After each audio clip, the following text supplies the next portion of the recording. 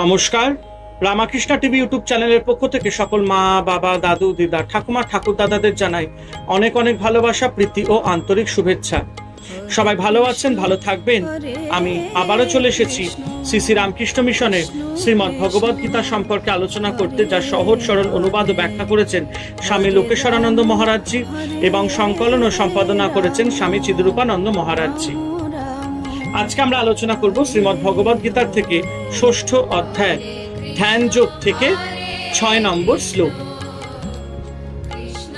বন্ধুর আত্মাত্মনস্তস্যা यनात्मैवात्मना जीता अनात्मानस्तु शत्रुवे वर्तेतात्मैवा शत्रुवत्। অর্থাৎ যে বিবেকযুক্ত মন দ্বারা দেহ ইন্দ্রিয় বশীভূত হয়েছে, সেই সংযত মনই জীবের বন্ধু। আবার জীবের অসংযত মনই শত্রুর মতো অনিষ্ট সাধনে প্রবৃত্ত হয়।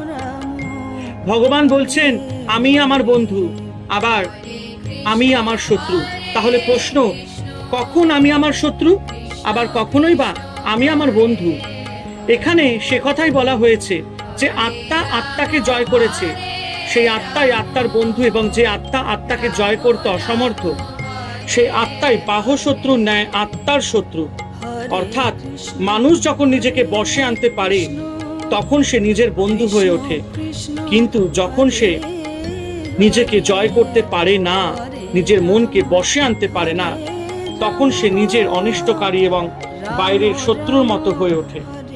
তাই যখন আমি নিজে নিজের মন ও ইন্দ্রিয়গুলিকে সংযত করতে শিখব, তখন আমার প্রকৃত চরিত্র গঠিত হবে এবং আমি আমার বন্ধু হয়ে উঠব। আমার মধ্যে অনন্ত শক্তি রয়েছে, সেই শক্তিকে যদি আমি কাজে লাগাতে পারি, আত্মবিশ্বাস দৃঢ় হয়, তাহলে নিজেকে আমি উদ্ধার করতে পারবো, তখন আমি আমার বন্ধু। আর যদি আমি নিজেকে ক্ষুদ্র, দুর্বল, অবসন্ন মনে করি, আত্মবিশ্বাস হারাই, তাহলে আমি আমার শত্রু। অন্য কেউ আমাকে সাহায্য করতে পারবে না, আবার অন্য কেউ আমার ক্ষতিও করতে পারবে না। আমি যদি নিজেকে দুর্বল মনে করি, অসংযত হই, উচ্চ শৃঙ্খল হই, তাহলে আমি আমার শত্রু।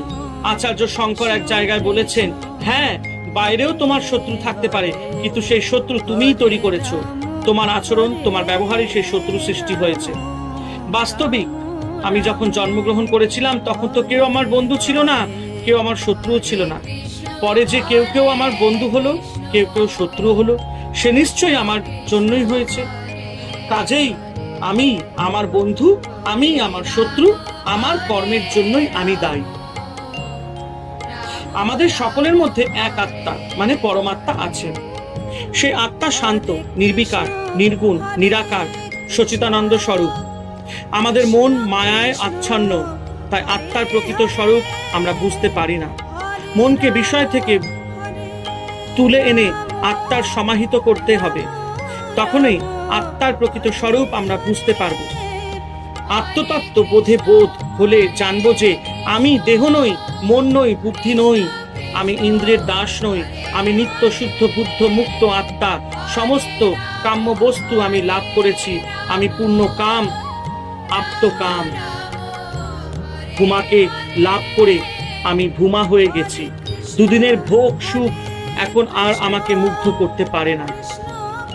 নিজের মধ্যে আমি আনন্দের উৎস আবিষ্কার করেছি, সেই আনন্দে ডুবে আছি সব সময়। বস্তুত বিষয়াসক্ত মনই জীবের বন্ধনের কারণ এবং বাসনামুক্ত মনই মোক্ষের কারণ।